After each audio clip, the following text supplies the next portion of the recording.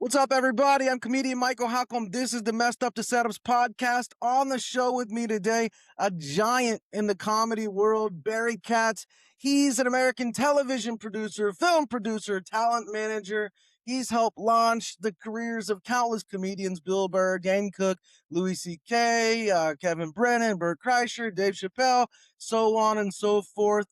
He's been an executive producer of the Emmy-nominated talent competition series, Last Comic Standing, and he's got his own podcast, doesn't everybody? But his is great. It's the industry standard. You're not going to want to miss this. Stick around.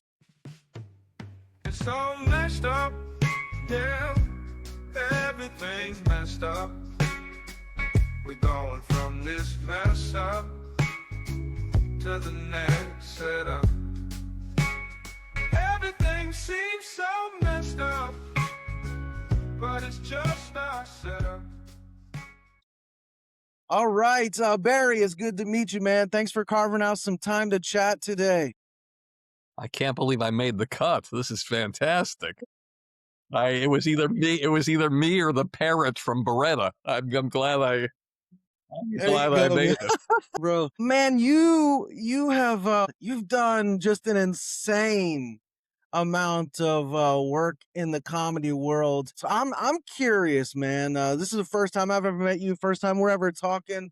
I want to kind of take it all the way back to the very beginning. What even made you want to get into comedy in the first, like, what got you watching or listening that sort of lit the fuse for you? Well, I think that, comedy is always about relieving tension, relieving pain. I don't think anybody ever laughs and feels worse. I think it's a situation and it's an emotion that allows you to feel better and to kind of be in a situation where you can not think about the things that bring you sadness or discomfort and get you where you need to go. And so when I was younger, my dad passed away when I was 4 and he was 37. There's a lot of sadness around your family when there's a tragedy, and those people in your audience know. There's people out there listening that know that and have experienced difficult times. And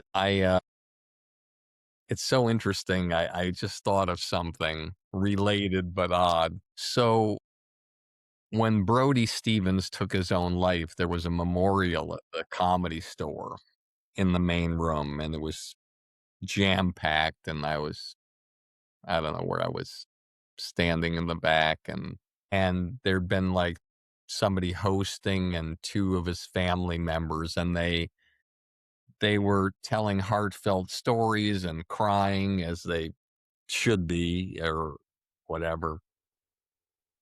And it was like a half hour of, like, complete, like, emotional destruction, it was just like, and then the host introduces Jeff Ross, and Jeff Ross comes out, and the first thing he says is, and I'm paraphrasing, is something like, "Man, just hearing the host and, those 2 first speakers, I mean, if I were Brody Stevens, I would have killed myself too." And I literally, like, fell to one knee. Like, I don't think I've ever fallen to one knee laughing so hard because, again, it alleviated the pain and the tension and made people feel better, which is what Brody would have wanted. And so I think that's where it started for me. And still to this day, like, I think there's different things that make me happy. Like, I love helping other comedians or anybody in the business. It doesn't matter what level they are. And I love kind of being a secret weapon for a lot of people out there, and I sort of do that through my blueprint thing and from private consulting. But I also love managing and doing great things. Just did an incredible project with Craig Shoemaker and Whoopi Goldberg called Comedy Karaoke.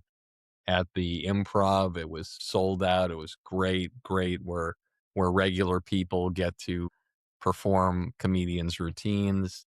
Never been done before. And then that same week, I got to produce Jay Moore's 1 hour special with Jeannie Buss from the Lakers, Yeah. Wow. and before that, I got to work on this great movie that with Rob Morrow and the late Michael Madsen and Zach Gordon from Diary of a Wimpy Kid and Kirk Fox Wow. and Jay Moore and Jeff Ross. So I love doing. I'd say one of the things that I laugh about is that my probably my biggest strength and my biggest weakness is the fact that I just I love doing everything. I Mm. love I love doing a lot of things where I can be of service, and it's a great, great, great feeling knowing that Right. you can. I'm not going to go and talk about all my weaknesses or whatever because I would be here forever. But the strengths are I've always been able to sit down with somebody and for the most part, make a huge difference and Mm. instinctually, not like something where that's this systemized, like, okay, today we're going to talk about punchlines and tomorrow we're going to do the just like normal, interesting things that I don't know why I think them. And maybe somebody might think, well, that was simple. I would have thought that too, or what. But it's amazing to see things that can happen. Like, I'll give you an example of something I did recently, it made me so happy. There's a comedian I've known my whole life. His name is Ed Regine, Regine. And Ed, you know, has done a lot of things, but nothing like to where in the comedy world, somebody would say, I know Ed, he did there, whatever, it just Right. hasn't. And sometimes throughout our time knowing each other, sometimes he's listened to me, other times he hasn't. And he has an idea of how he wants his career to go or how it is. And recently he came to me and he said, listen, I'd love to finally like make a difference, do something that's going to make. And I sat down with him and he's 79. Doesn't look 79, but he's 79. And he said, what should I do? I'll do anything you tell me to do. Just tell me what to do. And I said, well, at this stage of the game, you've got tons of material or really, really, 40 years of stuff. And you performed it for people, 50 people, 100 people, 200 people at a time, but the world doesn't know it. Hmm. So I think what we should do is you should figure out how much money you have in your Swiss bank account and let's figure out what we can do. Sorry about the dog barking. It's all good. What we can do to film your material in a professional setting with professional people. And I found these Emmy award winning producers, Evan Kay and Kyle Romanek, who'd done documentaries, but they wanted to get into comedy and they wanted something to prove they could Mm. do it. And I put them together, and for like between $15,000 and $25,000, they shot this guy special. And he just launched it on YouTube, I believe February 14th. And he has close to 60,000 people who viewed it. Wow. That's great. He's gotten calls to be booked as a headliner in all these comedy clubs across the Wow. country. And his clips from the special have gone viral. There's been like over 1 million views. Wow. And so this guy more people have seen his material in a month and a half than have seen him in his entire career live. And it's the amount of people it's like 1.5 Fenway Parks, 3 Madison Square Gardens. Right. And for a person who never bet on himself in that way. And I think that I love like seeing things happen just where somebody I have an instinct about something. Now you might say to yourself or your audience might say, "Well, Barry, I mean, how many things can a comedian do Right. to increase their stock in the world?" And my answer is a boatload of stuff. There's so many things to be done that can be done. There's so many cylinders in a comedian's engine. Yeah. And the problem is a lot of them operate using only one cylinder or two cylinders when Right. there's so much more. You have no idea, like, how people don't understand that there's money in books, there's money in Right. audio, there's money in recorded things, there's money in podcasts, there's money in your YouTube channel. There's endorsement deals, there's acting reels you can put together and make that look real but aren't real. You can make voiceover reels and you can do your voiceover stuff. There's so many avenues of what can be done. You can start your own room in your hometown or whatever, wherever you are.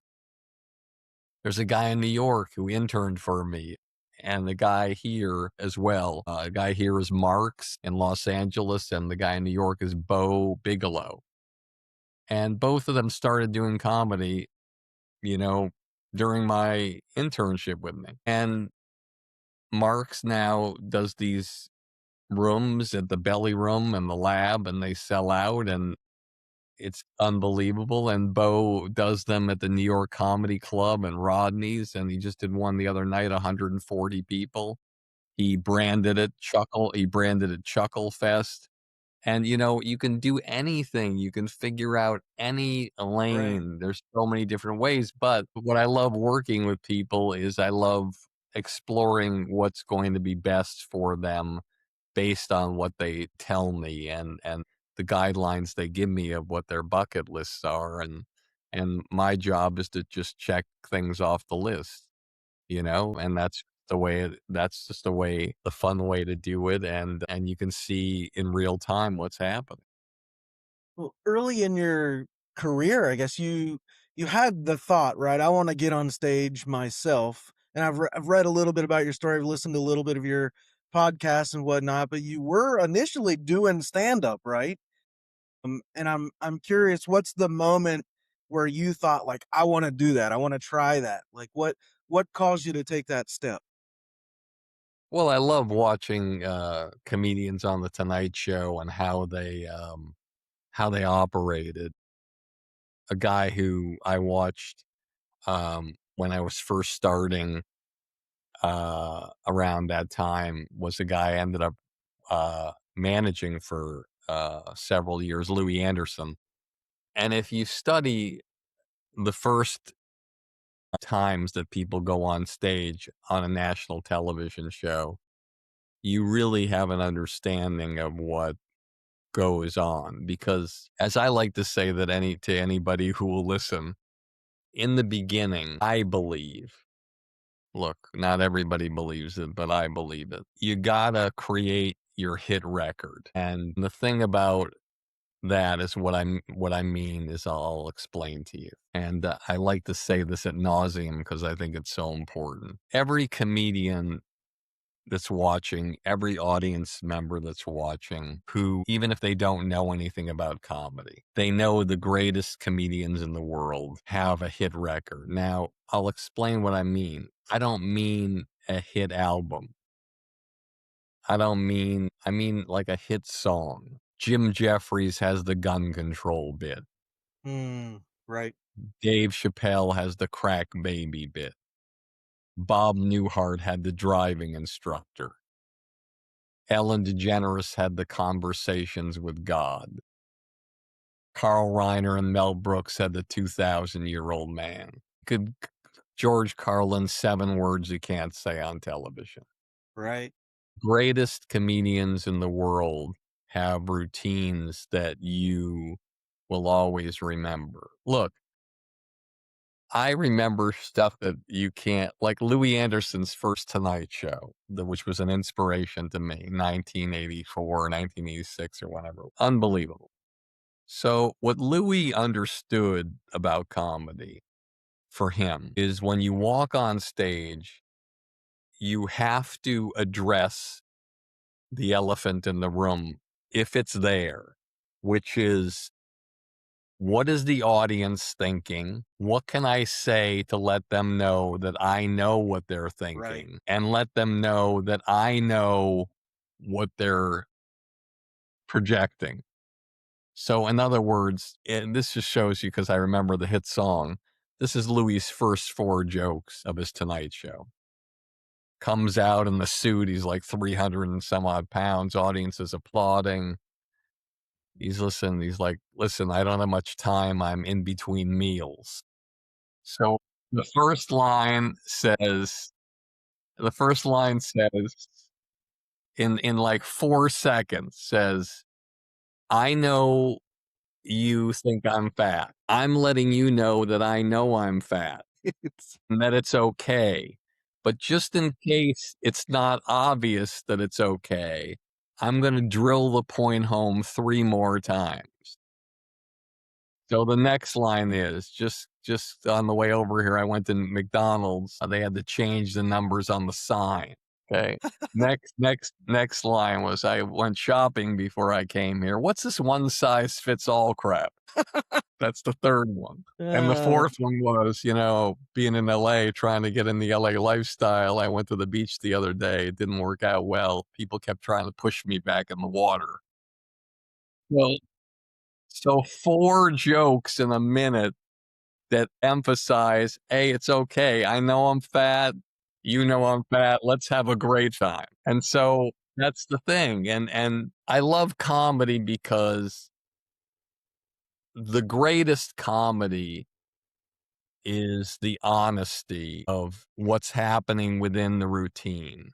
right. Like if I Right. talk about the things that I just talked about, like Louis, that's an honesty. Granted, they didn't try to push him back in the water or they didn't change the sign. But it's an But emotional honesty, right? but It's an there's emotional truth. an emotional honesty where there's not the truth, but then the rest of his set was truthful about his family. But Mm, most comedy based in truth, whether it's a little bit off or not. Yes, look, Stephen Wright was the first comedian I ever saw, in my life. I used to book him a lot. I have the oldest typewriter in the world that types in pencil. No, you don't. No, you don't have the oldest typewriter in the world. I went to a cafe that said breakfast anytime. I ordered French toast during the Renaissance. No, you didn't. But that's the type of comedy, the lane that he's doing. Rodney Dangerfield. Oh, I was an ugly kid. My dad had to tie a pork chop around my neck to get the dog to play with me. No, you didn't. That didn't happen. But you could have been an ugly kid. My parents hated me. My bath toys were a fan on a radio. No, they weren't. But your parents could have hated you. But the things that have blown me away the most are the lines that people have that are just the premises are so original and the take is so original. Like a guy I did my first stand-up comedy gig when I was doing comedy back in Massachusetts, Dana Gould, yeah. became a writer for The Simpsons for like 25 years, but does stand up. And I saw something online of his and I just was like, oh man, so good, so it's just perfect. There's no comic listening or on this call or anywhere in the world that would hear this and say, not good. It's Mm. everybody like, and it was just so simple. And for those of you who've heard it before, whatever, but I think about this all the time. So his premise was about Charlie Manson. Michael, you've talked to a lot of comedians. They come here, they do their jokes, they work on things. In your lifetime, how many people have done a premise around Charlie Manson that you've heard? Like what percentage? None, 0. 0. So like maybe in my lifetime, I've heard 3 people talk about Charlie Manson. Mm, So it's an original premise, but everybody knows who Charlie Manson was. right. So this is the premise that he goes with, and I'm paraphrasing. a lot of people don't notice, but Charlie Manson was a chick magnet. Women would come from all over. They'd write him letters. They'd visit him. They'd want to sleep with him. This guy murdered people, and women are just chasing after this guy. So here's the premise. And then the premise has two bumps to it, which is very unusual. The next thing he says is, and at the end of his life, towards the end of his prison term, a woman asked him to marry her. So that's the first bump to the premise, which is unusual to have an extra layer of it. And then there's the third layer of the premise. And and after she asked him to marry him, he said no. So there's your premise right All there. right. Highly original, but truthful. Everything's truthful. And the punchline, truthful too, but like a modern day philosopher, he gives his spin on it that's truthful. And this is the punchline from Dana Gould. Imagine that. A guy serving 5 consecutive life sentences, and he still wants his freedom. Right. That's good. Yes, that's I good. mean, it's like there's no so the premise original, the take on it is true but original, and it's just who could listen to that and not do anything. Whereas, like when I first started, I found out that you could still be considered great if your premise was ordinary, but your phraseology, as I like to call it, Mm, within your jokes was highly original. You could still get a lot of mad respect. mm. So, like Seinfeld could talk about doing the wash and the Right, socks right. and it's an observational thing. It's not an unusual thing to talk about the washing machine. Right. Or there's many, many comedians that talk about Passover and Easter and Sebastian does a great bit where he's like Italian. He goes to Passover. He's like, they got pamphlets. I'm Italian. I need to sit down. I need bread right away. I need Jon Stewart just did a whole bit on like how the Jews have to step it up because the non-Jews are taking over and the excitement for the holidays. You got Easter, you got Easter bunnies, chocolate everywhere, whatever. We got the plate with the bone from the dead lamb. We got the horseradish. They got a chocolate egg. We got just an egg, and it's rubbed in salt and water for the tears of our ancestors. How are we gonna get the kids? How are we gonna get so everybody has like takes on these real things or whatever. And I always love that about it. But you can do original premises that are common.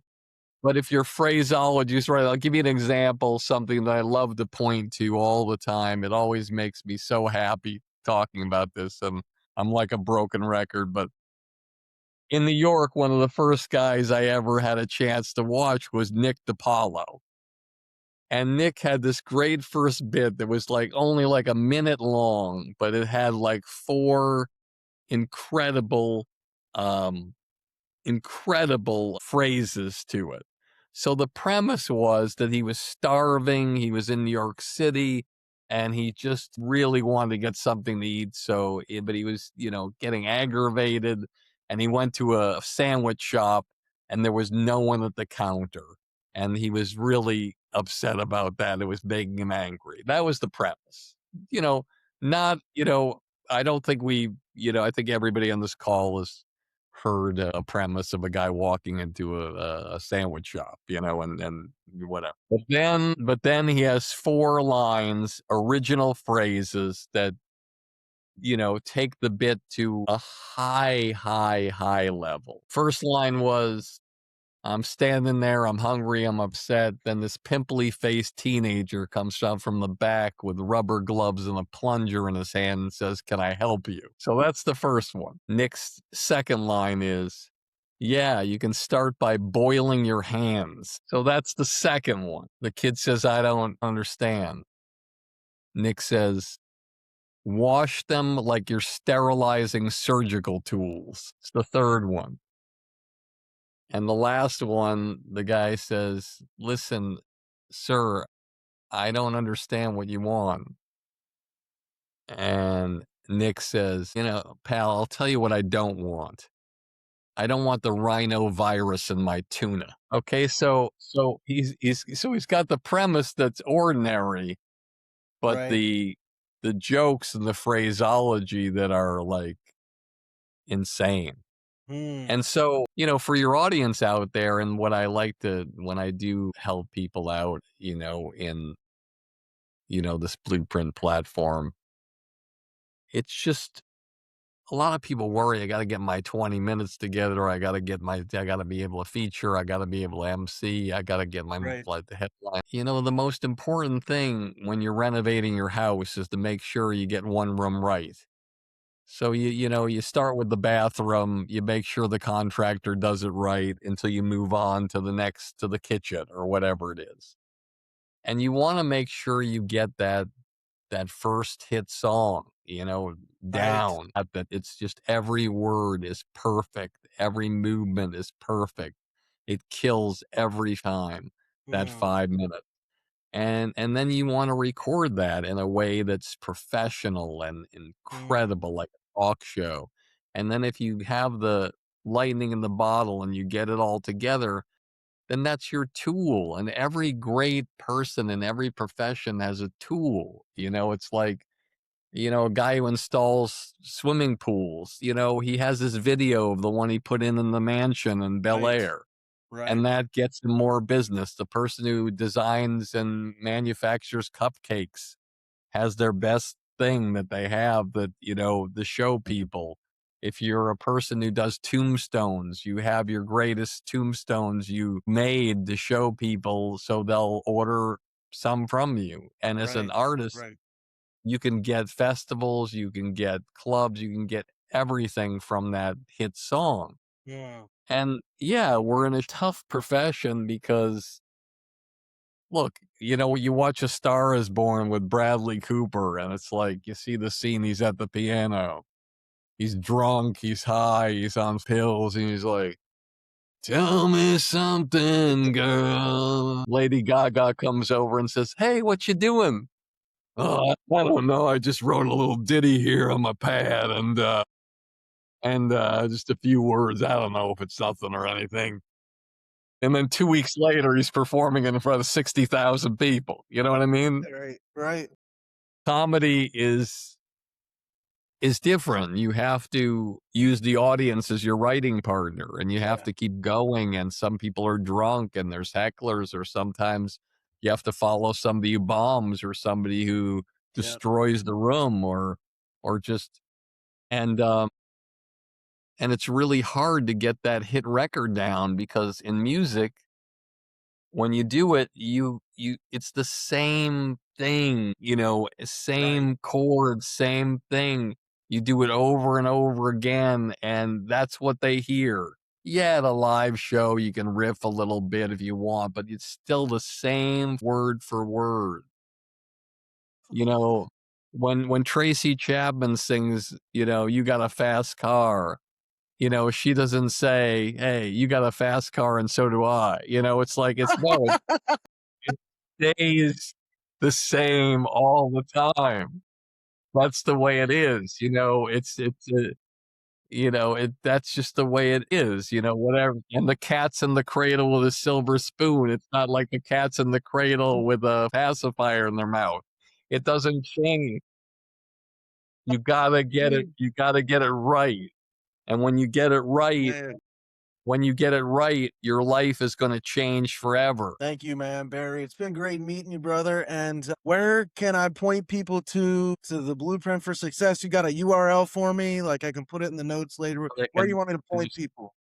you can put well, my Instagram is at Barry Katz, and, it's theindustryblueprint.com. They can check me out there, or barrykatz.com or largejew.com. No, I'm kidding. But I'm really, Yeah. this has been a lot of fun, and, Thank you, man. you should be very proud. I appreciate you, brother. And thanks everybody for watching or listening. Barry, man, I appreciate you. And yeah, we're gonna stop there, everybody, and say we hope That helps. It's all messed up, yeah. Everything's messed up. We're going from this mess up to the next setup. Everything seems so messed up, but it's just our setup.